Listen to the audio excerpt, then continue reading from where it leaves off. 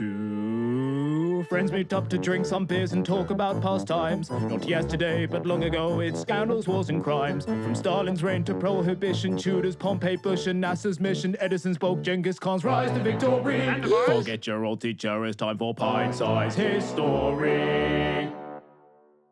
Hi there, and welcome to the Pint-Sized History Podcast. I am Joe. And I am Zack. And we are here once again to talk about the landmark events that shape the modern world we live in today, while having a few lovely beverages. And I tell you what, once again, we're going to be talking about something that really has shaped the modern world that we live in today. Yes. Because this is a big ruler and leader that we're going to be talking about. One of the biggest rulers and leaders, I would say. Would you not say? Yeah, it's interesting you say really has shaped the world we live in today, because we're talking about Mao Zedong, or Mao Zedong for the more Chinese associated influenced people that listen to the podcast. Regardless, most of his policies were dismantled after he died eventually. Did they do some de-Mausification? There was no demousification like in Russia, but they did do de-Stalinization, and like everything Stalin did and built was just demolished by Khrushchev. So there's nothing like that, but like, yeah, still a lot of his main policies were a bit too radical for the rest of the CCP. But we're talking about Mao Zedong. And I just want to quickly say straight away that I'm going to be throwing a lot of Chinese names around, Chinese places,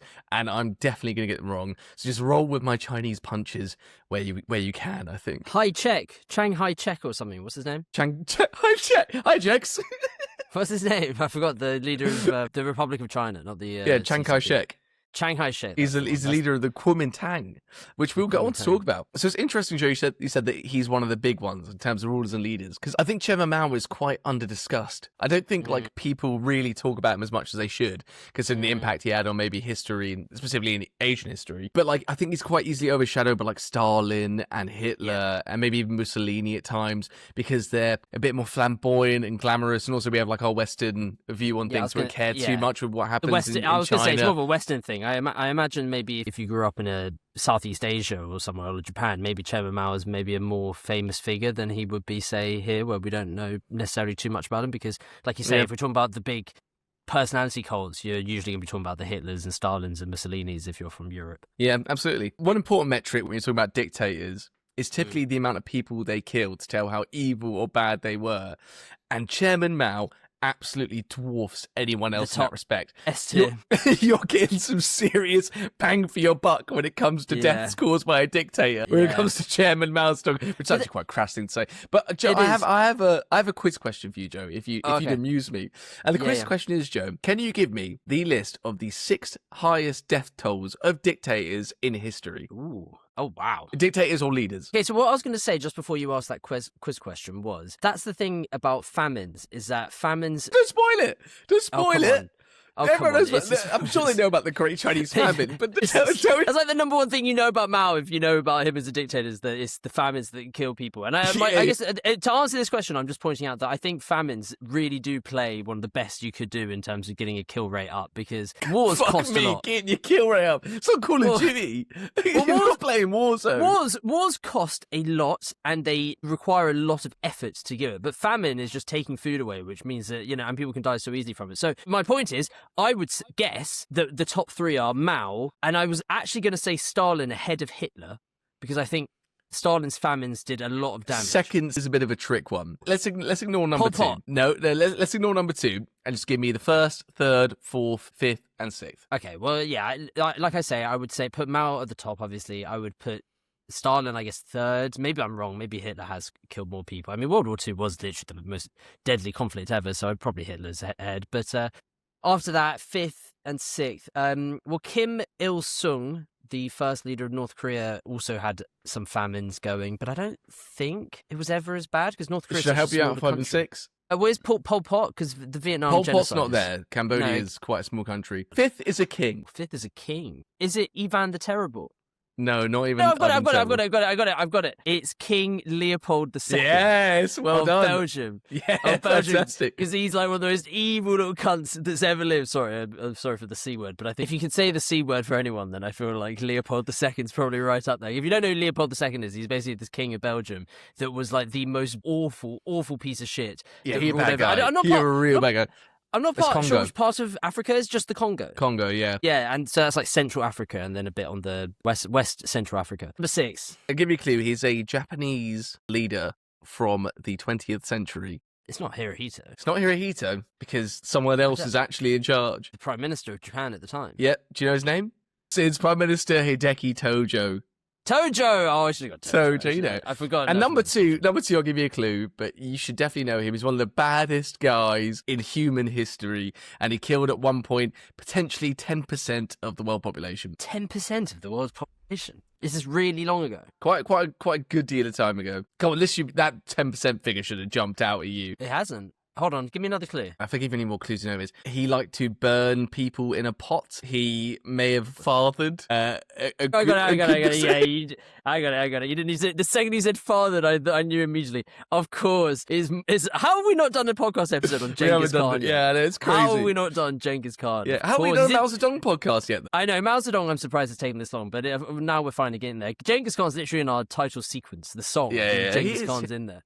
And we still haven't done a podcast. I'm sure we're going to do that quite soon, over the summer, maybe. Let's go for the list anyway. The highest death toll of dictators in history. It's number 1, Chairman Mao Zedong at 78 million people. Number 2, Genghis Khan, 40 million people. Stalin or Hitler? Number 3, Stalin. You were right there, 23 million people. Number 4, Hitler, 17 million people. And number 5, Leopold II of Belgium, 15 million people. I put Hideki Tojo there as 6th because I thought you knew who he was. Clearly you don't. I've heard the name Tojo, but I always forget that Japan's got like a prime minister alongside the emperor that actually does fuck all. Yeah. Japan's actually quite similar to the UK, really. But yeah, I'd never really actually thought about who actually was in charge. I probably should have, considering I did the atomic bombings of Hiroshima and Nagasaki only a few days ago. But Tojo didn't matter. Was Tojo dead at that point? Because he didn't matter at all to the story. It's all about Hirohito. I don't know, but let's not dwell on that now. We're talking about Mao Zedong today. And that was just a nice little sample. You go around Costco and you get your samples, and that was one of them. So Mao Zedong was a dictator and founder of the People's Republic of China from around October 1949 till his eventual death in September 1976. He was brutal, repressive, and in my very, very amateurish take, I think he was also possibly a bit of an idiot when it comes to governing. Just to back that point up, he had a campaign which directly led to the famine. It was called the Four Pests Campaign, where he wanted to work towards eradicating rats, sparrows, flies, mosquitoes, not realising the potential effects this could have on the ecosystem. So he culled sparrow populations in China because they ate grain, thinking it would reduce infectious diseases and grain loss. But actually, what it did do was make the locust populations massively boom, because sparrows eat locusts. So there were huge swarms of locusts eating all the grain and the wheat and the maize and stuff like that, and that indirectly led to the famine. So that's a bit of a taste of what the man is to come. And I think also take with a bit of a pinch of salt everything we're talking about today, because Xi Jinping. Yeah, no, literally everything. Not literally everything. I'm about to say, but like with our Xi Jinping episode, I think the important thing is so much of it has been like redacted and propagandized, and like we don't genuinely know the full picture of what these people's lives were like, because the party is still in power, and a lot of the archives about what they were like and what their childhood was like and what they did in some years haven't actually been released yet, and I think more and more are being released as we go further into the future. By who though? Because if we're talking about Chairman Mao, I presume those records are being kept by the CCP or Soviet archives. So I suppose that's true, actually. The Soviet, but again, it's not like the Russians are going to help us with any fucking learning at the moment. Putin, little prick. But more about the CCP. Another spoiler is that Chairman Mao was one of the founders of the CCP. So it would surprise me if the CCP, which the number one goal of the CCP and Xi Jinping is to make sure that the CCP continues surviving in China. Then that makes me wonder, would they ever release some of the more gory details of Mao's reign when, he's kind of a figurehead of the CCP, as one of the founders? Would they release that? Well, not while they're in power, I'd say, because, no So king basically what you're saying is, forever. if the CCP were to stop being in power of China, then we'd learn a lot more about Chairman Mao and we'd found out. I'd imagine so, yeah. There's probably a lot of confidential stuff and redacted stuff that tells you about how horrible he is. I don't know. Maybe it's all out there. Yeah, I think just it's good sense to take a bit of a pinch of salt with some of the things to talk about, especially when it comes to like his life. And I think it's mostly been verified, made accurate by historians, finding the middle ground and like the truth of what the Chinese propaganda says versus what we understand, like news clippings of the world. direct sources from eyewitnesses at the time. So most of it is probably true, but there's probably things we still don't know. That's really interesting, and I can't wait for you to go and tell us on this two-part as we dive into his life. But before you do, Zach, let's just give a quick reminder to our folks at home to please like and subscribe if you haven't already on the video. You're doing this, are you? Wow, you're learning. I fancied it. I felt like it. I felt like it for a change. And I thought, it's like AI. And why don't you go and leave us a review if you can, or do anything, because it always helps boost the algorithm. And we're growing. We are still growing. We're growing every single week, and it's really exciting. But the more we can get that going, the more that we can bring, maybe like one time we'll start just pumping out like 4 episodes a week. Imagine that, just one bang, bang, bang every few days. Just episode. You're saying that as the person who edits the podcast. Yeah, that's on your head here. I'll be paying. It's like turkeys waiting for Christmas. Yeah, so I don't think. Yeah, but my point is, it would just help us a lot if you guys got involved. So please do. And now back to the action. So Chairman Mao was born on December 26th. 1893 in the village of Shaoshan in Hunan province. Hunan is a province in central China, and it has lovely mountain ranges that look like something out of a video game or Avatar. And I said Avatar because Zhangjiajie National Park, which is in Hunan, is where Avatar was filmed. So, where they go to tame the flying birds. A shit film, absolutely awful film. I am not a big Avatar fan, I'll say. But Avatar is possibly one of the biggest cop-outs of it's not even cop-out, it's a con. The Avatar films are cons. Like, they get you in, James Cameron's like, come see IMAX 3D, looks great. Look at it, it's shot in IMAX 3D, it's going to be amazing. What a cinematographical experience you're going to have. But it is just shite.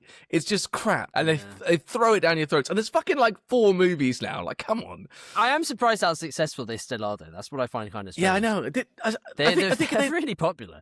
Talking about China and its gorgeous regions, you're spot on. As Westerners, we often don't see a lot of the gorgeousness of certain countries, and I've seen so many postcards of the most ridiculous landscapes in China. We won't say you've been there. No, I've just seen postcards. I'm just using it as an example. I'm just saying that China seems to have the most outrageously unfiltered, gorgeous, striking beauty, that we never see it because, the tourism spots, the adverts, the places that people go is never actually to China itself. Yeah. Instead, they go to America or Europe, or, Southeast Asia, Vietnam, or, Australia, and you see these gorgeous. But China has some of the most unbelievably gorgeous natural landscape. In fact, I believe, I will get rid of this if I'm wrong, but I believe out of all the UNESCO heritage sites in the world, China has the most natural ones. Now, it is a big country, but also Russia is a huge country, as is Canada, as is America. They all have these stunning, loads of stunning topography. And yet, China is the one with the most, UNESCO World Heritage Sites for natural beauty, not for cultural beauty, but for natural beauty. That's going to be Carrie and I's next big holiday, I think. China? Yeah, we went to Japan and Korea, but we both are really interested in Chinese culture. Carrie downloaded the Chinese equivalent of TikTok, which is, I think it's called Red something. And she went through a bit of a phase of I think she still watches C-dramas, and she loves everything China. We're big Xi fans here, we must say. And if you are listening, CCP, we'd love a free holiday there. Yeah, and we also love TikTok, so please stop stifling our content. Bump our numbers up. We love you, Xi. We love you, Xi Jinping. We love you so much. It wasn't any Chinese clips that gave us a little shadow ban. It was the Hitler and Nazi stuff that did that. I thought the North Korea stuff didn't help as well, but I guess, no, none of it helps really, does it, when it's all tight under the yoke of the TikTok corporation. Mao was the son of Mao Yichang, who was a wealthy farmer in Shaoshan. Mao Yichang, his dad, actually has his own rags to riches story. He's a self-made man. He went from being a peasant to a land-owning wealthy farmer. His mum's a devout Buddhist, which is a lovely religion. Mao had a very normal childhood. He studied Confucianism, which is basically the Chinese philosophical code of being compassionate and altruistic and respectful and that sort of stuff. But that sort of disintegrated with the end of the imperial dynasties. With the famines. Being nice and helpful to people. That kind of went when he started killing 80 million people.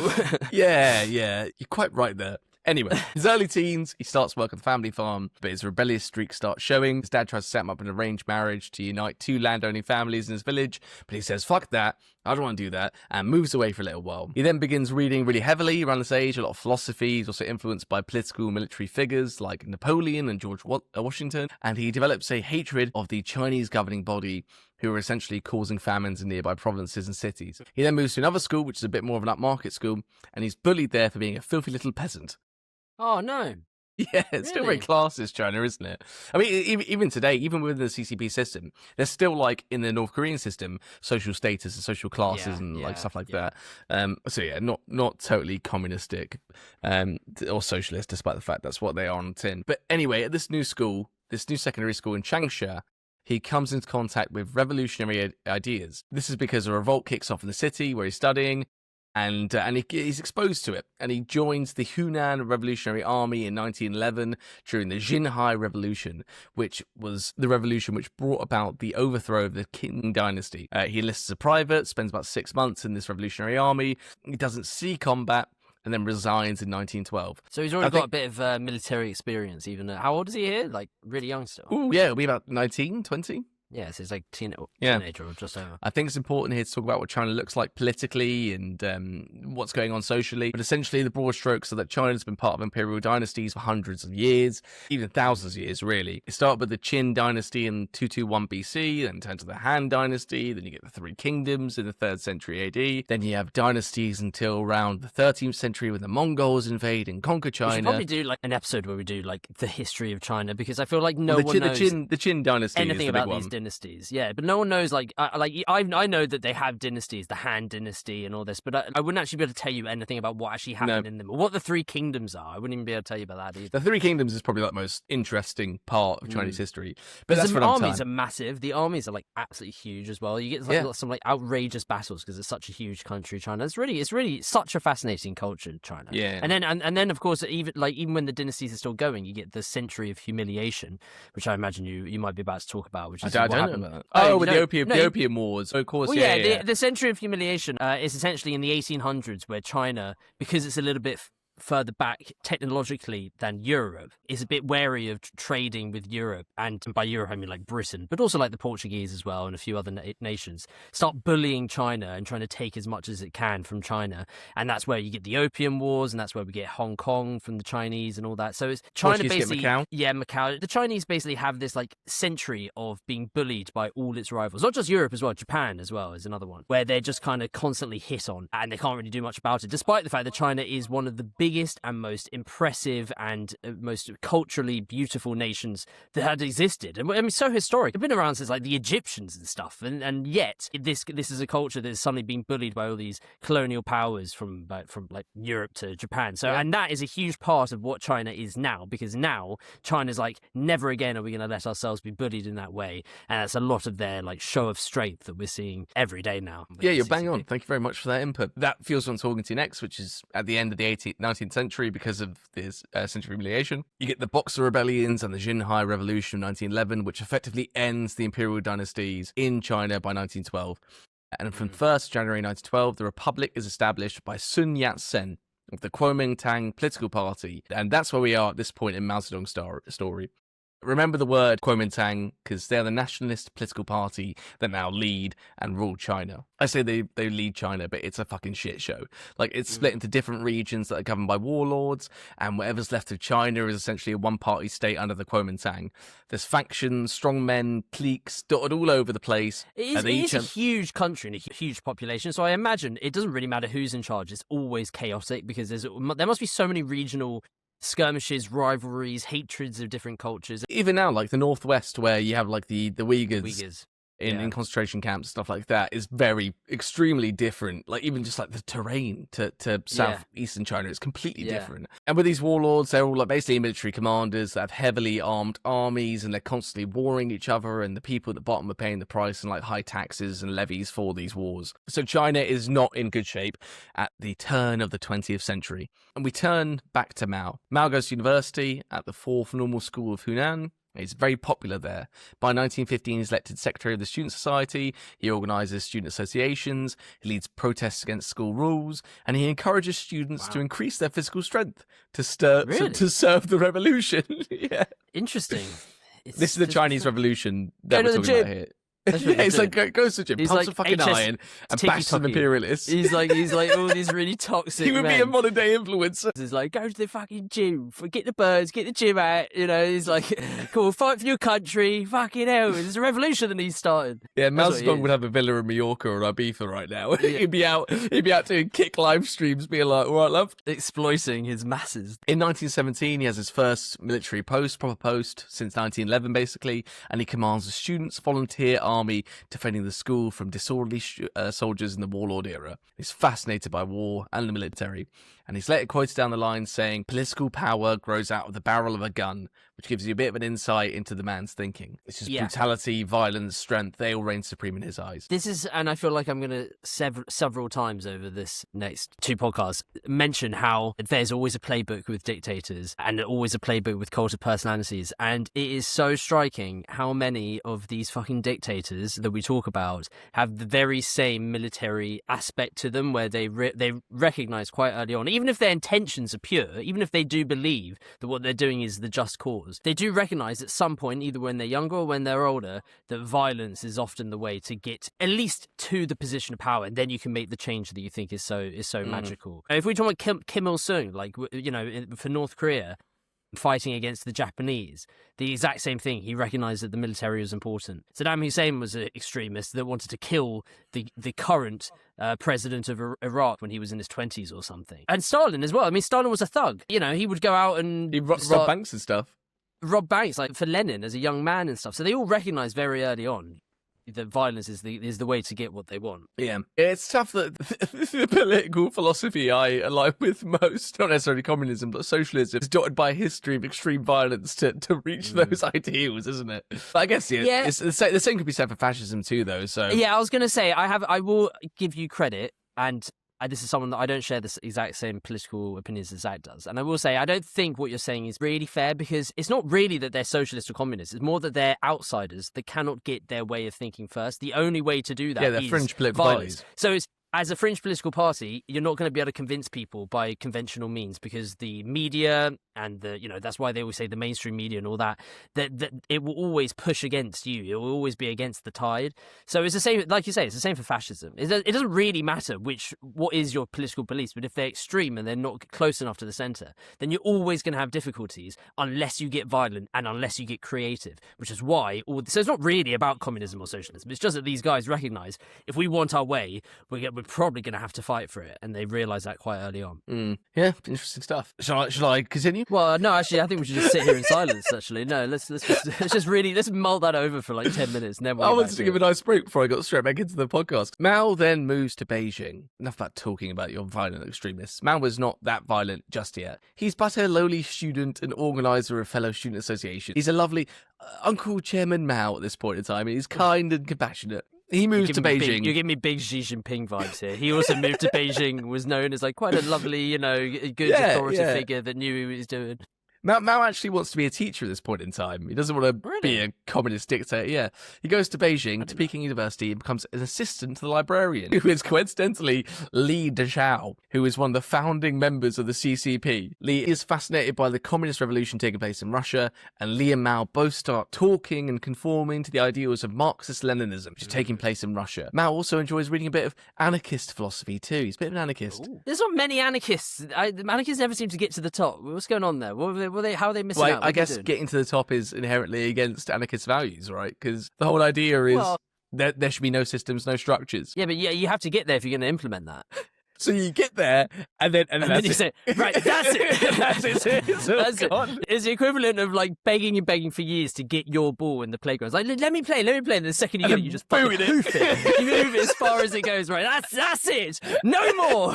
Yeah, but like it's not even that. It's like burst the ball so no one else can enjoy the ball ever again. How can anarchism ever work anyway? Because the second I think those people we don't understand it enough. I don't think we understand it. You're right. You're probably maybe right. anarchists just want like a post-apocalypse society where like it's all like sort of communes and everyone's like paying with potatoes for shoes and stuff like that. I Maybe don't that's really the anarchist get it. dream. I really do want to meet an anarchist because I've never ever met one or have heard of one. I would love to. We should get an anarchist on the podcast. If you're an anarchist and actually know what you're talking about and want to come on and talk about anarchism, that'd be quite fun. Yeah, we need it to be historical in some capacity. Who's the most famous anarchist? Who is the most famous anarchist? Okay, well, I'm going to have to Google it, aren't I? Pierre-Joseph Proudhon, which is definitely not how you pronounce it. It's a French name. He's a political philosopher. First person to declare himself an anarchist. He's famous for coining the phrase, property is theft. Nestor Makhno. He's a Ukrainian anarchist commander who led the revolutionary insurgent army during the Russian Civil War. He successfully established a stateless, self-governing territory. Wow. That's the next episode. One day Back we'll to get Mao. to that subject. Looking at the wider political picture in China at this time, something is starting. It's called the New Culture Movement. And it's a movement of young students and people like Mao and Li who are looking at the Confucian Chinese society and thinking that just isn't right. It doesn't speak for us. China's still riddled with many problems and the New Republic government hasn't addressed them. So Li Dezhao and other members of this new movement stand against the ideals of this societal leaning towards Confucianism. So they have 6 major positions they put forward. Those are modernizing the language, emancipation of women, China is a nation among nations, not a Confucian state. That's the third point. The re-examination of Confucianism. These are fairly less important for the whole story. But number 5 is democratic values and a national orientation to the future. This grows into the May 4th movement, which is a series of huge anti-imperialist protests against measures in the Treaty of Versailles, because the Chinese government were fairly docile in regards to the Treaty of Versailles. But what did the treaty do, Joe? It gave Shandong to the Japanese. It used to be a German colony, and then Japan took it from the Germans at the Treaty of Versailles, which is basically part of sovereign Chinese territory, according to all these people at the time. And the May the 4th movement is greatly attributed to the birth of Chinese communism. Radicals at the time start rejecting Western philosophers, and they believe that a Chinese take on Marxism is the way forward. And also, the weak government of China acquiesced on some of the ambitions that the May 4th movement have. So this proves to the radicals that they can see policy change come through their massive demonstrations. So Chinese communism really starts taking root, and the CCP finally comes into existence. Here we go. CCP. Has it not been 100 years yet of CCP? Yeah, it has. It's been 106 years, but not in power. No, I know that the CCP, spoilers, don't get into power for decades, but the fact that they were created as an organization with Mao Zedong as one of the first, one of the creators, the original creators, was over 100 years ago. So the current party of China, the one that we, is so influential in literally all politics because of how powerful China are now. It's literally birthed in these like small movements that all kind of came together with Mao as part of it. Like they sort of like erupt in the cities with like students who are really radical and really forward thinking, and it just like snowballs and snowballs. Obviously. Yeah, but also while the Kuomintang are in charge of a one-party state, there is a left wing of the Kuomintang, and the CCP are like sort of affiliated with that left side of the Kuomintang.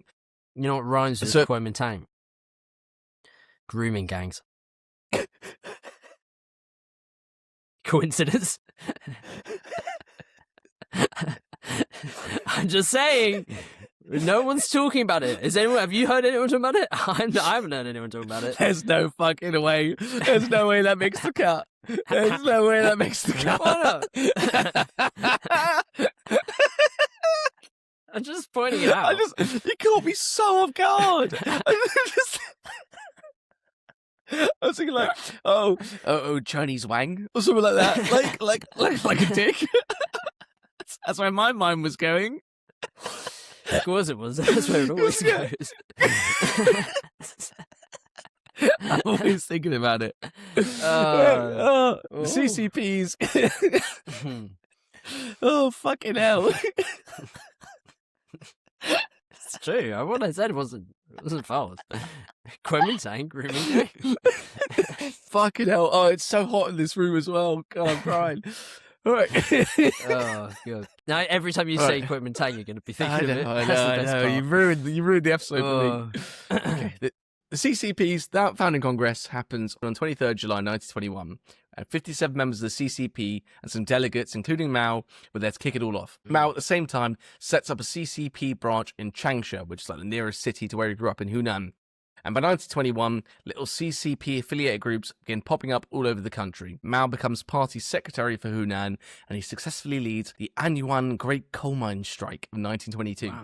This is cool. I mean, I'm not for famine and stuff, but for this is like just a small political movement that just grows and grows from these like younger, young kids that have like this is a really cool story. A coal mine strike is like the defining moment of this period of time. Like, that's where they've gone. They've gone from literally like unionizing some coal miners to being in charge of the entire country. So yeah, it is weird. I guess when you look at it through that lens, that like this party has just come into existence and it is just kicking off, and then literally 20 years time they're going to be in charge of the biggest country in the world, essentially. Not economically, or they're pretty small. They're pretty small fish by population, I guess. Yeah. So because of Mao's good work at the Anyuan coal mine strike, which when I tried to research it, there is very, very limited resources of this event. So I wonder if it's been redacted online. Like I could only find like really independent outlets talking about it, and a lot of them are like in Chinese. But because of the work in this coal mine strike, he's invited to the Central Committee of the Communist Party, which is a really important role. The Central Committee, the equivalent in the UK is like the National Executive Committee of the Labour Party. Not saying they're ideologically the same, but the Labour Party's NEC, they elect the general secretaries and they decide who's going to be party leader and they decide who's going to stand and the membership, stuff like that. It's basically like the Politburo. Sorry, they elect the Politburo. They're the real elites of the Communist Party. Oh no, Joe, no! Guess what? Oh, no, you won't believe it. Oh no! Oh, May 1925, Kuomintang leader Sun Yat-sen has died. Oh, who the fuck's that guy? Who's the Kuomintang leader? Who cares? Sun Yat-sen, he's died. The father of the Republic of China, basically the actual father of China, has died. It's very sad. Well, that is sad. He's succeeded by none other than bad boy, man of the hour, Chiang Kai-shek. Yeah. Now, Chiang is a motherfucker. Like, he is a cold, ruthless military man. Chiang's been involved in the uprisings to establish the Republic of China, and he's got a cracking mustache. He is trying to fucking do something here. So he launches the Northern Expedition, and after 2.5 years of fighting, takes out those scummy warlords that have taken root in different parts of China. The warlord era is basically over, and Mao and the CCP actually support the nationalists in these fights. They actually help them. Hang on a cotton picking minute, Joe. Chiang has moved against the left wing of the Kuomintang and the CCP. After the successes of the Northern Expedition, he turns on the communists, and the White Terror begins. The White Terror, no. Yeah, I was going to say the White Terror has basically been just the natural state of the world for thousands of years. The whites causing terror everywhere they go. Right, wokey. The White Terror's never ended. Oh, you got me woke. Fucking wokey. It is pretty fucking woke, yeah, I gotta say. Anyway, the nationalists target anyone deemed progressive, and they begin slaughtering trade unionists, peasants, communists, women, anyone associated with the CCP, and there are many, many, many of them. Figures from the death toll go from anywhere around a few 100,000 to almost 1 million people purged by the nationalists. Is he purging intellectuals as well? No, that's not really their vibe, is it? I mean, intellectuals who have sympathies with communism, yes. Yeah, but I guess it's not like he's going full fascist in the sense that he doesn't want any individual thought. no freedom of thought, yeah. No, he's just trying to get rid of left-wing people, which is, I imagine to a certain extent he might know, like, universities particularly progressive, go in there and kill some teachers. But again, if they have left-wing sympathies. Yeah, or maybe if they don't, just, summary executions. And it's here where the Chinese Civil War, which is going on from this moment for 22 years, begins. This is 1927. I've got another little quiz question for you, Joe. 2 in 1 episode. Oh, you'd be pleased to hear that. And this is a really loose question, but I thought it might be quite fun. But besides the Chinese Civil War, I'm thinking of 4 wars involving fascists or nationalists and communists that took place in the 20th century. 2 of them are technically civil wars, and 2 of them aren't civil wars. We've done episodes on 3 of them, and another one we haven't done an episode on. So can you name for me those wars? The communist versus fascist or nationalist wars? Yeah, so Vietnam War and the Korean War. Yep, fantastic. War. The Cold War? Does that count? One of them is in the Cold War, and we've done an episode on it. Is it the Cuban Civil War? It's the Cuban Revolution, yes. Cuban Revolution. And I'm thinking of one more that we have. It's a civil war. We haven't done an episode on it, but it's something I really want to do an episode on. It's from the earlier part of the 20th century, before the 1930s. Very famous fascist versus communist civil war. I guess you say communists, but they're more like Republicans. Oh, I got it. Spanish Civil War. Well done. You've got all four of that incredibly loose quiz question I had for you. Like really, really loose.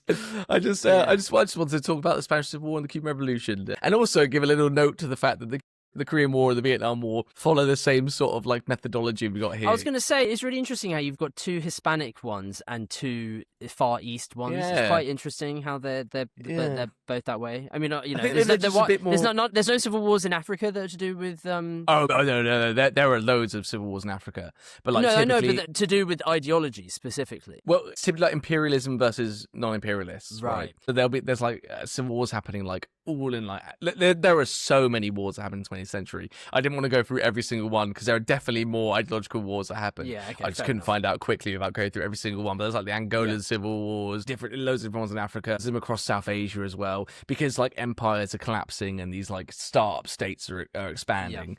So it's just the way they look. Well done, you got all the answers I was looking for, and whatever the fuck that was. So back to the Chinese Civil War. The KMT move into Shanghai, Shaanxi, and Wuhan, and they are massacring local workers' movements, any sympathizer with the left, students in schools. It's really, really horrible. Importantly, Shanghai is controlled by communist militias, and 5,000 communists are killed there in the Shanghai massacre. In Beijing, they have another massacre where 15,000 people are killed just for being suspected of being communists. Wow. I said in my notes here, and it really is true that there is nowhere that can do a massacre like East Asia. If you look at most of the enormous massacres that happened throughout history, besides the obvious ones that have happened in Europe, you think about Japan and China, you think about like Cambodia, you talk about Vietnam and the massacres that take place there. There is one caveat to what you're saying. You are absolutely right that the Asians seem to get it spot on with that. But I will point out. Spot on. I will say that your one caveat that you're not mentioning is the fact that Asia is not only one of the oldest regions of the world that has the longest period of tribal animosity between certain groups, it's also where all the opening river civilizations from India, the Indus, all the way to the Yangtze have sprouted out. I mean, they're the biggest population centers. So if they've got the biggest population centers followed with the biggest wars, it also kind of makes sense that they would also have the biggest massacres. So you're saying that that's a misnomer. Like man for man, massacres are probably fairly small. Like, yeah. I mean, pound for pound, these are light massacres. Obviously, I'm not trying to dumb down the tragedy of it. I'm just pointing out that with these massacres, it doesn't scale. It does make sense that it's going to be the highest numbers when you are literally talking about the highest population centers. That's all, I guess, the point I'm saying. Yeah, you got Mao had the ability to kill so many millions of people because he was in charge of that many people. You think that fucking Pol Pot wouldn't have broken his record if he was in charge of China? No, you're right. Hitler But you're wouldn't have fucking killed that many. Stan. You love Pol Pot, don't you? Or Stalin. Do you not think Stalin would have killed as many if he had been in the billions of people? Pol Pot with you. This is my point. Whenever you can talk about Pol Pot, you do. He's a heavyweight because he's got the biggest population. That's my point. He's not a bantamweight. The CCP, in response to the Kuomintang's aggressiveness, go on to form the Red Army, or the People's Liberation Army. That's a great name for an army, I think, the PLA. Is, yeah. And they tried to take the battle to Chiang Kai-shek, and they see some successes in cities like Nanchang. Mao himself actually leads a number of battalions in the autumn harvest uprisings in Hunan, where he briefly creates the Hunan Soviet, following his victory against the Kuomintang and landlords there. Very quickly, the uprisings crushed, and around 400,000 Hunanese civilians are killed as a result of that uprising. It's actually at this point that Mao is expelled from the Communist Party as a result of these activities, and on some other ideological grounds. What's happening in the CCP internal politics right now is really interesting. It's quite a strange debate what's happening, and my understanding of it might be wrong, but the higher-ups in the CCP differentiate between the proletariat, which is the industrial, urban working class, who they view as the driving force of the revolution, and the peasants, who they think are like backward thinking and archaic and rural people who are illiterate and like quite traditional. Easy to manipulate. No, they think that they actively don't want communism, the peasants, because they're very conservative and traditional, and they think that communism is progressive, and the proletariat, the urban workers understand that, whereas the peasants don't. But Mao sees the potential of the peasantry, and he sees the sheer numbers and the support of rural communism that he can push forward. And he sees them as the main force of any Chinese revolution because of the poverty they're in. He's come from these backgrounds himself. He is a child of a quite clever, wealthy farmer, but still a peasant. So he is from that background. I guess also the other members of CCP don't want to isolate the bourgeoisie, who are like the socioeconomic class that owns the means of production, like the factories and land and stuff like that. So they know that to have a state and have a working state, they need the bourgeoisie. Whereas Mao is like, fuck the bourgeoisie. They are the culprits, and they are the ones who we want to take out. The word bourgeoisie is going to come up a lot. Chinese CCP, they are fascinated by the word bourgeoisie and who is part of it and all that stuff. I do mention in a lot of our episodes that despite the fact that I'm very left-wing infighting is just like so constant in political circles. Like you can't do anything on the left without someone battling your credentials and telling you they're more left-wing than you are, and if you aren't more left-wing than them, then you're not left-wing at all. You're just like, you're a capitalist or you're a fascist. That's my main gripe with the left-wing. It's like there's no context at all. It's all this or nothing. And that is a problem. Yeah. You completely annihilate massive pockets of the population by having this like really elitist gatekeeping view on what being a socialist or what being communistic entails. And that's why the left always fucking fight each other rather than actually coming together. The right have no problems with that. The right are absolutely fine. If you're right wing, come aboard, come join us. The left wing is exactly to some extent. There's still right wing infighting. It's all a spectrum, but you're right. The infighting is far more brutal on the left, and it does mean that the left in general over time just does seem to lose more often than not because it cannot seem to get its act together in a coherent, progressive message. Yeah. Not here though. I mean, yes, the infighting's there, but they still win. I guess is my point. Yeah, despite the I mean, they have expelled Mao, and they have like stopped Mao from being a part of the senior leadership because of his take on the peasantry.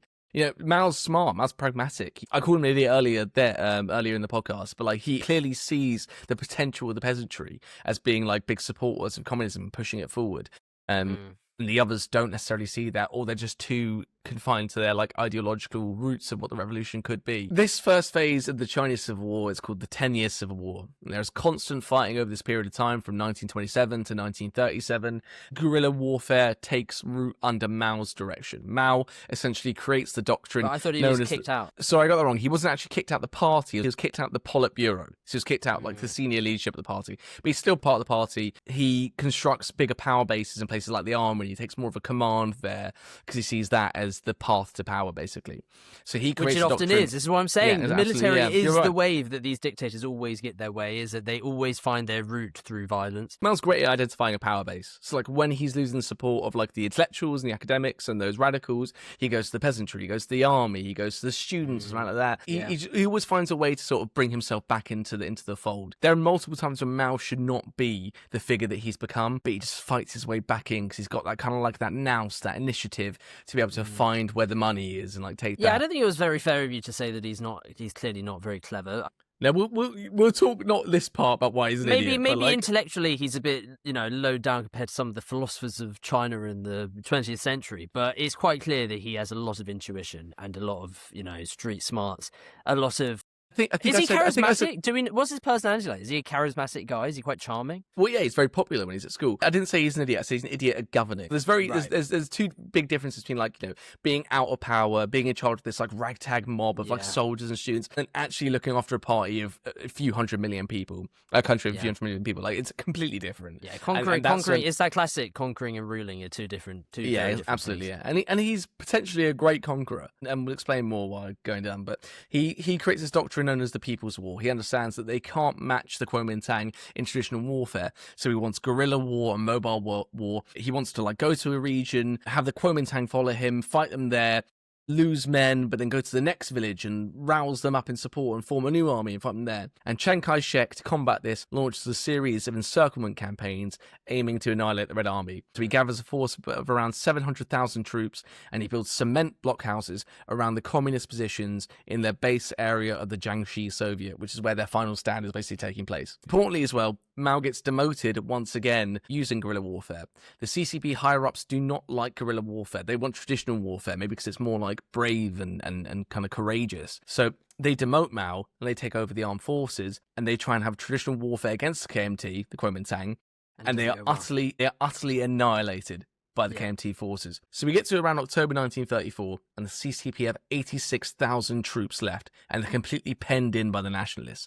There are concrete blockhouses around their position, but there's a gap in the encirclement, and Zhu Dai, the commander of the army, breaks through the KMT lines, starting the Long March. Oh, God, Joe, you got your hand up? I saw you had your hand up. I wanted to get through the sentence. I was going to go, I know. Oh, go on. Why don't you tell me what Long March is? Go on. Well, this is one of the only things I do know about the CCP, because the Long March is like this very, very iconic piece of their history, which is now like immortalized in Chinese culture due to the Communist Party treating it as this like legendary feat. But essentially, they're like losing heavily, which kind of makes sense when you think about it, because like if they're not using Mao's tactics of guerrilla warfare and not fighting in this type of like conventional warfare, then of course they were going to get battered and bruised by a much bigger, much better conventional army. So they decide the only way that we're going to survive this is if we fuck off. So they find a little gap, and they basically make this. The Long March is literally them marching this army, this bruised and battered army, marching through rural China for like, I don't know, hundreds of kilometers of terrain. I don't actually know exactly what it is. I'll help you out if you like. Yeah, well, the only other thing I was going to say about it, and I hope you don't mind me spoiling this because I imagine you're going to say it in a moment, is that due to the fact that they successfully escape and are able to long march their way up into northern China and have survived this onslaught, the leaders of the CCP finally recognise that maybe they should be using the tactics of Chairman Mao, because so far he's the only one who's actually been able to do anything against them. Absolutely right. And it's at that point that Chairman Mao becomes the leader of the CCP. Yep, you're absolutely spot on. The Long March is a 6,000-mile trek that the Chinese communists take from their revolutionary base in southeastern China all the way to the other side of China in the northwest to Jiangxi, which is right on the Soviet border. And during the Long March, the remnants of the CCP are absolutely battered by Chiang Kai-shek's air force and ground forces, and they lose more than half their army. During the march, Mao gathers enough support to take over the party leadership, like you said, at the Zunyi conference in January 1935, and then they continue moving towards Jiangxi in northwestern China. The Long March is officially over in October 1935, and Mao is one of the 8,000 survivors from an almost 90,000 strong force around half a year prior. That's how many have died. A year of starvation, swamps, treacherous terrain, combat, diseases like typhus, dysentery, and malaria have reduced the once great CCP to this tiny remnant force which cannot cope anymore. And they dig in around Hunan in these like mountain ranges, which I think is Xi Jinping's dad's area. And this is where they're kind of stuck at this moment in time in 1935. But Joe, what's that sound? Can you hear it? Oh no! No, another sound. Try again. Oh, it's the Japanese. Yeah, what sound was I going to make to identify the Imperial Japanese Army? Banzai! Banzai! The Japanese have come, Joe! The bad news won't stop for China and the CCP and the Kuomintang. Of course. How can I forget? This is when the Japanese start looting and pillaging. Oh, we're going to talk about that. May I just quickly say, I don't know if you remember, but I spoke about this very briefly in a previous podcast we've done recently, where I was saying, like, societies always work together when there's an external enemy. So civil wars are important, and they're a big part of many cultures and many nations. But they would stop if those countries then recognise that there's an existential threat on the horizon. And there absolutely is. And there is a huge one. In a hypothetical, for example, if all the nations of the world are about to start a nuclear war, you know, in 2026, Russia's aimed at the US, and the USA is aimed at Russia and the Chinese and blah, blah, blah. And then aliens came. Okay. And then aliens came, Independence Day style. Get me Mr. Putin on the phone right now. Get me Xi Jinping. Get me Putin. I need them on speed dial. Give me Keir Starmer. Actually, not Starmer. Let's leave Starmer. That's all. Macron. Give me Mertz. Give me Mertz and Macron. And it would be time, because, you know, it would be an existential threat. Aliens, they gotta get stopped. Ukraine, who gives a fuck? Yeah, we gotta stop those goddamn green bastards. We gotta stop them. Existential threats are a real thing. An example that's actually more real: the tribes of England, the Celtic tribes of England back in the day, were the exact same. They were always fighting against each other. And then when the Romans and Julius Caesar and Hadrian and all of them came, all those little clans that were fighting each other completely stopped and all came together and started fighting together against the Romans, because they were the existential threat. So Japan really fucking helped these warring nations in realizing, Well, hold on. I don't like you. I don't like you, Mao, but I really don't like Hirohito. Hirohito really sucks. Not Hirohito, Hideki Tojo. Yeah, Tojo. Yeah, but Hirohito, you know, he's the symbol. So as a result of the false flag Marco Polo bridge incident, the Japanese Imperial Army invade China. The Kuomintang and the CCP form the United Front together and end the first phase of the Chinese Civil War to beat back the dastardly Japanese invaders. It goes without saying, Joe, that the Japanese exact immense brutality on the Chinese citizens. And here's a question for you, and I'm going to warn listeners, I don't know why this is a hook for a quiz question. This is so fucking dark. I'm just gonna keep going for it anyway. It's what it really is. It's supposed to just tell you how bad the Japanese are and what they're doing in China. And this is a spin on it that I guess is slightly less morose. But anyway, on December 30th, 1937, Japanese capture Nanjing, or Nanking, where the infamous rape of Nanking occurs. The Japanese won't apologise or really even acknowledge what they did there, and still don't to this day. But essentially there was a 6-week campaign of murder, rape, looting, pillaging. It was disgusting, where more than 200,000 Chinese civilians and Chinese POWs are killed in terrible fashion. It's considered one of the worst wartime atrocities in history. The quiz question is as follows. Japanese newspapers ran a story during the rape of Nanking called the 100-Man Killing Contest. It involved two Imperial Japanese Army officers, Toshiaki Mukai and Tsuyoshi Noda, competing to see who could kill 100 people with a sword first. Can you tell me which of them won the contest? What the? That is... So are these two officers who won the contest? Yeah, I told you it was really dark. Of all the questions to ask, like, you just asked me to name between two. Is it a 50-50 question? I don't know. What were their names? Toshiaki Mukai and Tsuyoshi Noda. What were the questions to ask? That is weird. Mukai, I would say. Mukai won the contest, Joe. Yeah. Congratulations. He won the contest with 106 people he killed with a sword first to Noda's 105 people. One difference between them in that time. How that's so close. It's like that must be systemic. They must have had them lined up. Toshiaki said it was quite pleasant. We both surpassed 100 people without realising it. And they apparently wanted to do another contest to kill 150 people with a sword. You see what I'm trying to do here, though, right? I'm just trying to show you how incredibly fucked what the Japanese are doing in China is. Both men were later tried and executed at the Nanjing War Crimes Tribunal. They were executed by shooting at a later date. They were only 35 years old, and they were 30 years old when the rape of Nanking was happening. Probably less than that. Probably in their late 20s when the rape of Nanking was happening. These two kids were beheading people in a contest in Nanking in China. Yeah, so this is a very random tangent because it's not really got anything to do with Chairman Mao himself. No, it's not, but it's important we talk about it, though. No, it is. If we're going to talk, because I've been thinking about this for a while, and I don't actually think we're probably going to do an episode on the rape of Nanking, because not only is it a really dark topic, but I don't think there's much to it. I mean, it's obviously a awful atrocity, but like it would literally just be an hour of us talking about a city being pillaged and raped and murdered, and it's just, you know, it's very sad, but you know, are we going to start talking about every atrocity if we start doing something like that? So I can't imagine it being a podcast episode. So if we are going to talk about it, we might as well talk about it now. And I will say that it's a very famous event, the rape of Nanking. And if you don't know about it and you want to know more, you can obviously search it on Google. But if you don't want to know more, then we'll try and keep this relatively tame. But this is part of what I was talking about with the Hiroshima and Nagasaki episode that came out a few weeks ago. Yes, we can't use the word brainwashing to just talk about anyone that we think might have their own views. But the actions that the Japanese took is really, and in this specific battle, the rape of Nanking, is not really like anything I've ever heard before. I actually didn't think that quiz question you were going to say was going to be about that. I thought the quiz question was going to be about, and I'm not going to say it because it's so dark in case you don't want to hear it, but if you want to know more, just Google babies and rape of Nanking, because that's what I thought you were going to talk about. You really have to recognize just how awful the Imperial Japanese were to the people that they thought were, you know, less than human, and they didn't care about what happened to them.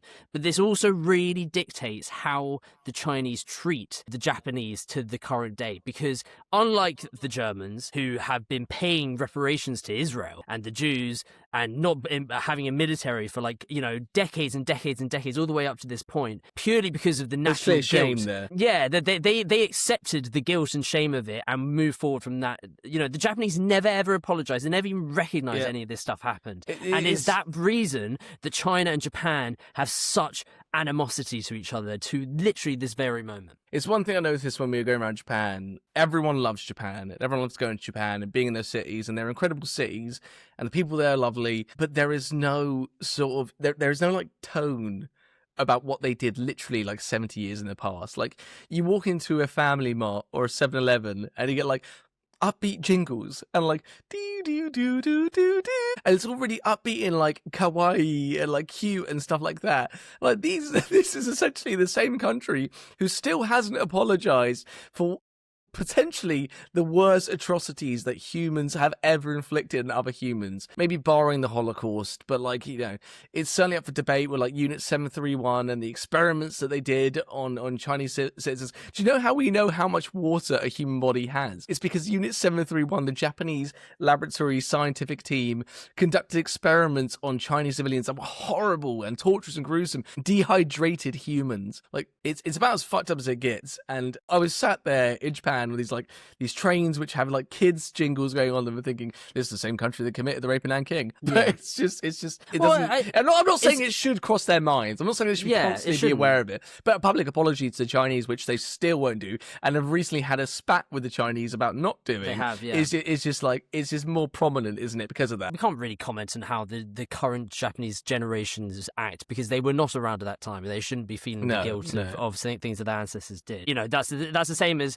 someone that was brutally oppressed by the British coming here and saying, God, everyone's so happy in these pubs, but they were pretty awful to the Indians. No, and the I Irish. agree with what you're saying. People, I completely agree with what you're saying, but I'm just saying. That's not really the point. The fact that they've pretended as if none of these things are important and actually, that, you know, it didn't really actually happen, never really happened, is a real key part of understanding with the politics of the Far East, which, like you say, Japanese and Chinese were actually in a bit of a spat at the moment over Taiwan, which I haven't even talked about in this podcast yet, Taiwan. All this stuff really paved the way. Like, this, what we're talking about right now in Mao Zedong, this time period is so important to understanding the current day. You know, the 1930s and the 1940s, you learn so much about why the Chinese act in the way that they do in this very moment, because of how the things... No wonder you've got the nationalists and the communists of China working together when you've got the atrocities that the Japanese were committing in Nanking and other places. No wonder they were doing it. So you can really see why this nation that was so at odds with each other in a civil war would suddenly come together. Yeah, no, you're right. And in light of keeping the podcast going, because we're running a bit out of time here, I will move us on. You know, you said we won't do an episode on it, but I think we should do an episode. We will do an episode eventually on the second Sino-Japanese War. Yeah, probably. Anyway, because of World War II and because of what the Japanese are doing, the Red Army grows massively, from around 50,000 to 500,000. And they see success in the military campaigns too, because they're doing what Mao wants to do and doing guerrilla tactics against the Japanese. They have successes in military campaigns like the 100 Regiments campaign, which saw the Red Army defeat the Japanese in northern China, inflicting 20,000 losses on Japanese. And they go on a guerrilla rampage of resistance, disrupting railways, killing soldiers, taking out strategically important locations, and Mao's popularity begins swelling and growing. It's 1945, and the war against Japan has ended, and so has World War II. And what do the CCP and the Kuomintang do? They go straight back to fighting each other in the second phase of the Chinese Civil War. This time, however, the CCP have the Soviet Union on their side, the KMT have the US on their side, but they're not offering anywhere near as much support as the Soviets are for the CCP. The Soviets are basically given the CCP all the resources and equipment they took from the Japanese in Manchuria, and the population start hating the KMT because the KMT are exploiting the Chinese civilians, they're imposing large taxes on them. And Mao is going around liberating these regions and adding more people to the cause. Something that you haven't actually mentioned, but part of the reason why the popularity is switched as well so much was that obviously when they were at their absolute lowest, they had 8,000 people at the end of the Long March and they were struggling desperately. As they recuperated, the Japanese then invaded. And one thing I do know is that when the Japanese first invaded, the nationalists in Chiang Kai-shek didn't actually take the situation very seriously. In fact, apparently at the very beginning, the nationalists kind of just let Japan have a lot of the Manchuria region because Chiang Kai-shek thought, well, look, I've got my own problems with the communists, I can't really deal with it. And the country was a bit like, what the hell, we're just letting these territories go to the Japanese. Meanwhile, at the same time, as a very easy political gain winner, Mao Zedong and the communists said, we'll fight them, we're the true China, we will fight for your country because we don't believe that Japan should have any part of it. And that grew his popularity so much that not only did Chiang Kai-shek have to just let him back into the fold, but it also let him back in, not as like an outsider, but more of an equal, because now he was actually a militaristic leader that was actually going to help the cause itself. So Chiang Kai-shek has actually really taken an L for himself, because what he cannot do is he's not recognised that he's actually helping both parties by not really attacking either of them or addressing either of them. Probably actually one of the absolute causes of why the CCP grown so much popularity. Following 4 more years of bloodshed, By October the 1st, 1949, the civil war is won by the CCP in resounding fashion. Chiang Kai-shek flees with the Kuomintang and the elites to the island of Taiwan, which is very important for today as Taiwan and China are at odds again. The Chinese Civil War is finally over and the People's Republic of China is proclaimed in Tiananmen Square in Beijing. And that is the end of part 1 of our two-parter in the life of Mao Zedong. So join us next week for Mao Zedong in power and the horrible rule which leads to the deaths of far more civilians than any other dictator has committed unto the nation in history. So basically, Chiang Kai-shek has pissed off to Taiwan, and now you've literally got two separate parts of China, both claiming to be their own, both claiming to be the proper China. But Mao Zedong, after years on the run, over a decade on the run, can literally say, I've done it. He's made it. He's reached Nevada. Who gives a shit about this tiny island? There's no way this island will be a thorn in our sides for decades and decades and decades. There's no way they'll make the most advanced semiconductors in the future. We'll really need them. And the future of geopolitics will hang in the Taiwan balance. No way will that be a problem. Right, I can't wait to dive into that next week. In the meantime, have a good one, and we'll see you next week. Bye-bye. See you later.